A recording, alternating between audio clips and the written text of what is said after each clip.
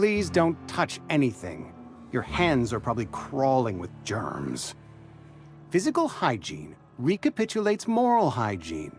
Cleanliness is next to lawfulness.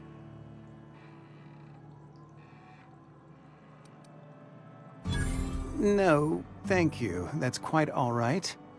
I've seen enough body parts in my line of work.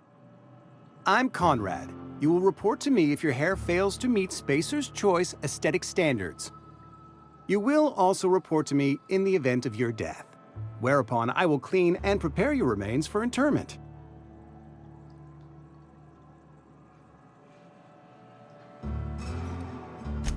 Ah, gravesite fees. Silas and I had talked about this at length. I thought I'd made it clear my pecuniary situation precludes the necessary restitutions.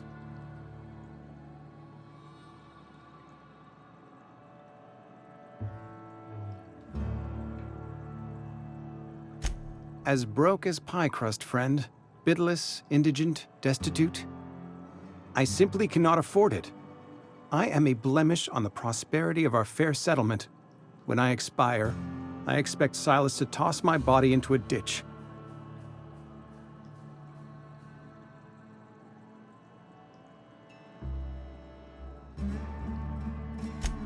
Edgewater is built on the discipline and sacrifice of its people. Say what you will about our town, but we all pull together. Tell Silas I can't afford to pay, and that I fully expect to have my medical rights revoked for this dereliction. With my apologies. Some time ago, I fell ill with the plague. By the grace of the law, and through my own hard work, I'd proven worthy of treatment. Frankly, I don't imagine I'll earn that right a second time. The barber work hasn't been profitable, you see. I've had to keep this old place running with my own savings. Not a bad idea. But I'd need some kind of collateral. My pair of lucky clippers! No, that won't do. Your idea intrigues me, but I'm afraid I don't have anything to give Silas. I'm open to suggestions. Much obliged.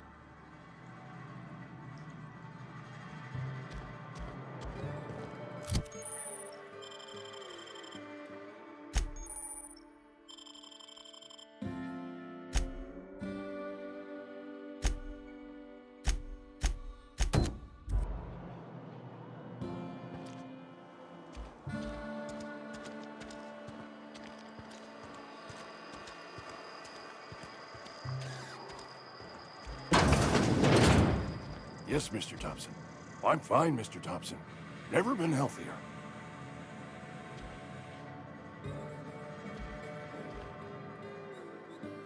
Whoa, did Mr. Thompson send you? Well, you tell Mr. Thompson I'll be right at my post. Tomorrow. Bright and early tomorrow. Because I'm definitely not plagued. As spry as a spring chicken. That's old Abernathy.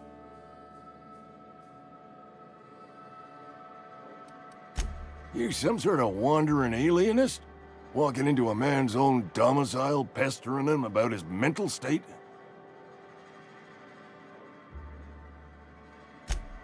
What? No. I mean, I might be. That depends on who's asking. So Silas can afford a hired thug, but I still gotta pay him a burial tax. Silas knows, doesn't he? That's why he sent you. That's why he wants me to pay up. He knows. Sounds like he's already told you. You may as well hear it from me. I'm dying. I'm not long for this world. The date of my expiration is fast approaching, and soon I shall be ushered through the great cannery in the skies. It's plague. Has to be. Silas knows. He knows I got one foot in my grave, and now he wants to charge me for the other one.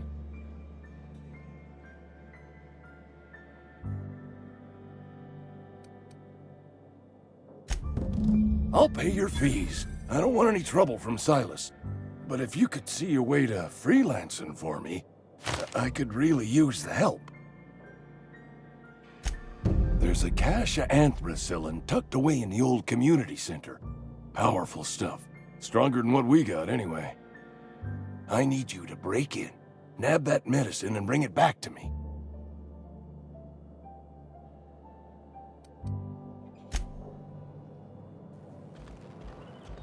You're making a mistake working for Abernathy. Excuse me. I'm Esther Blaine, Spacer's Choice Actuary. I overheard your talk with Abernathy. I hope you're not thinking about getting him that medicine. Abernathy is a well-known hypochondriac. Anthracillin is wasted on him. You're better off selling it to me instead. All I'm saying is Abernathy's worked in this town longer than some of us been alive. How do I put this gently? He's got a lot of cobwebs up in his attic. I probably shouldn't tell you. Don't want you implicated for what I'm trying to do. All right, here's a summary. A lot of sick people in this town, and we don't have the medicine to treat them all. Can't reach out to corporate without crossing a river of red tape, so I'm reaching out to you. I'm paid better than Abernathy. Whatever he's giving you, I will do you one better. That's all I can ask of you.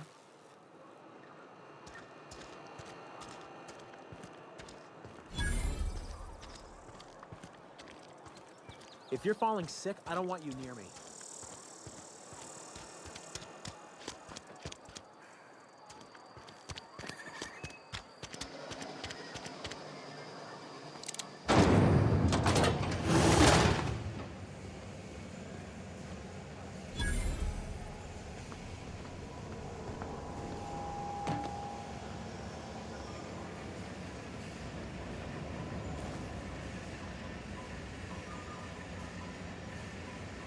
You the new worker?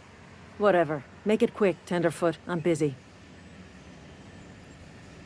Foreman Granger, mind those words don't come out of your mouth unless preceded by yes, or right away, or thank you. Shit. Silas still on about that. Here, take the fees. I'd appreciate it if you didn't tell Reed I was late on my payment. Because they're not my fees, and not my gravesite. Guy I worked with shot himself. I paid the bill. I could do without the sarcasm. Wasn't acting out of the goodness of my heart. Law requires delinquent gravesite fees to be paid by the deceased party's closest living relative, which meant me. Shame, though. Eugene was a good worker. Woke up one morning and put a round through his upper story. Can't imagine why. The kid was doing all right at his desk. We all thought he was an upstanding receptionist. Just between the two of us, I'm pretty shocked his weapon didn't misfire. Spacer's Choice handguns aren't the most reliable. Eugene wasn't family. Yeah, I was the closest living person relative to his body at time of death. I'm the one who found him, you see, so I pay the fines. Suicide's a crime. The legal term is irreparable damage to company property. What Eugene did to himself was vandalism.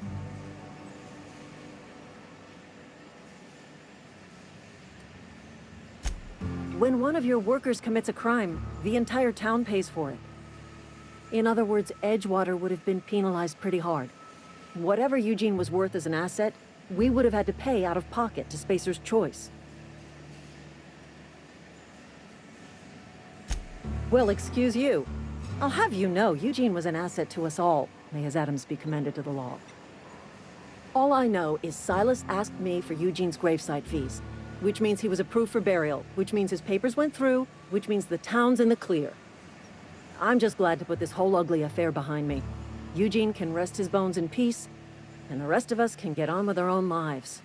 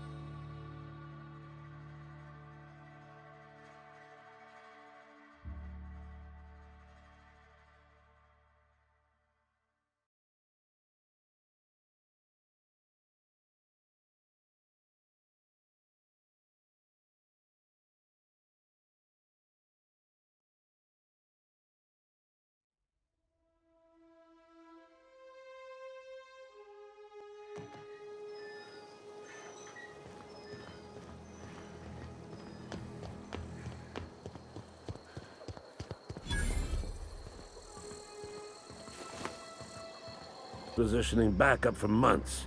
Guess the boss finally came to his senses. You ever swung a truncheon? Let me see your rifling stance. I want to make sure you're up to snuff. The war! The coming apocalypse! Man versus machine! I'm talking about mechanical soldier. Cold, heartless automatons made of iron and lies. Just my luck. I ask for backup and the boss sends me one of them simple folk. All right. Listen real close. Auto-mechanicals. Creatures forged in the fires of malevolence. I seen them over by the old power plant. Clattering about. Firing at the birds.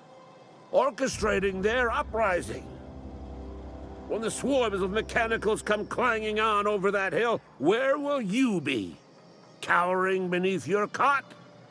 Or standing, shoulder to shoulder with the resistance?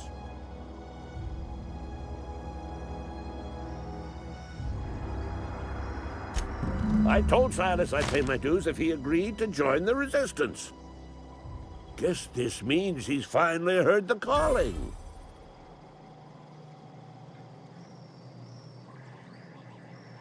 Mechanical repellent! A stroke of inspiration from the law itself. Here, I've been saving up a couple bits for just such a project.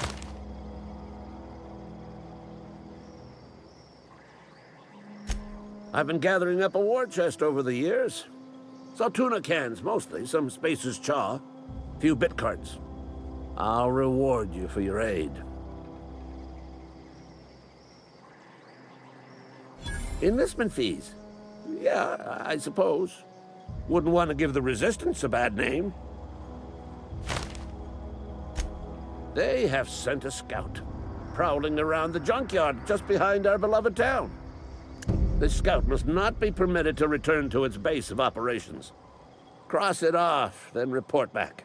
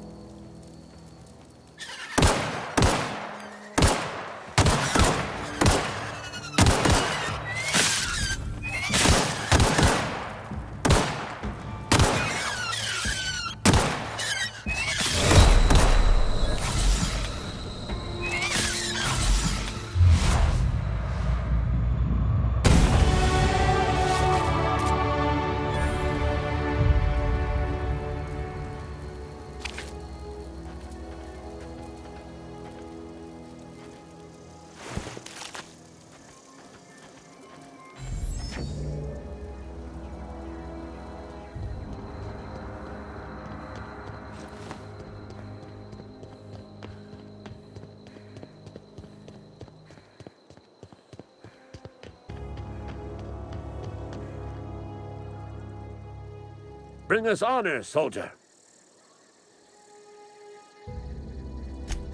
You beat that scout to scrap with its own legs? Pulled its optic cables out its headcase? Actually, don't tell me. Rather use my imagination. You're a passing fair soldier, I will confess. But you are one, and the enemy is legion. What you need is an equalizer. A weapon to strike fear in their cold, mechanical hearts. Cantina, lavatory, behind one of the toilets. That's where I've kept it hidden all these years. Sharp, ain't it?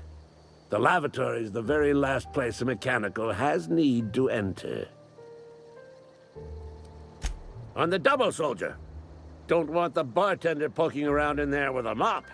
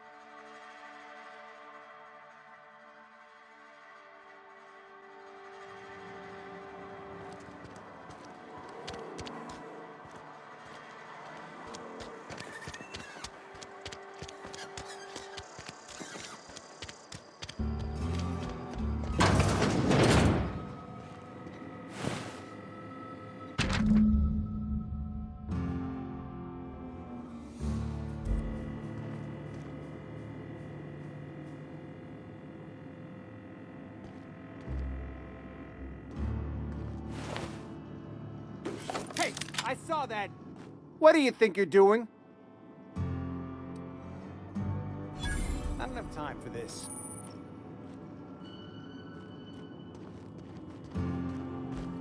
What can I do for you?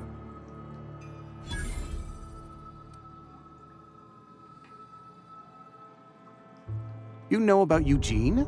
How?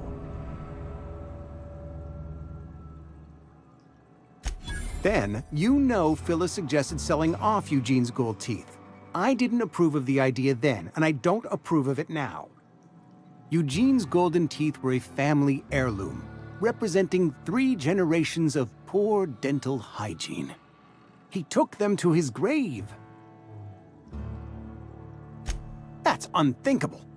Eugene's body and all rare earth minerals contained therein are solely the property of Spacer's Choice. I can't ask Silas to dig up a man's body and pry a few teeth loose from his jaw just to pay my bills. Can I? Yes, I suppose I must.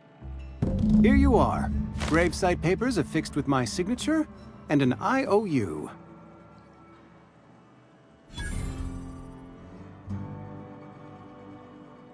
Eugene was not a suicide.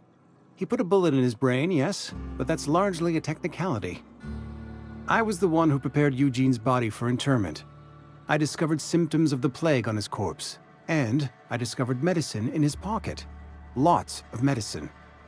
Eugene overdosed on adrenatime, which is known to cause psychosis and paranoia as possible side effects. The paranoia drove him to take his own life. It's a miracle of bureaucracy. If Eugene's death were filed as a suicide, we'd all pay the price for his crime. We can all thank our lucky stars that young Eugene was hopped up on medication and suffered its predictable side effect. I included it all in my official report. I'd like to think I saved Edgewater a great deal of money. We never could have paid the fines associated with a suicide.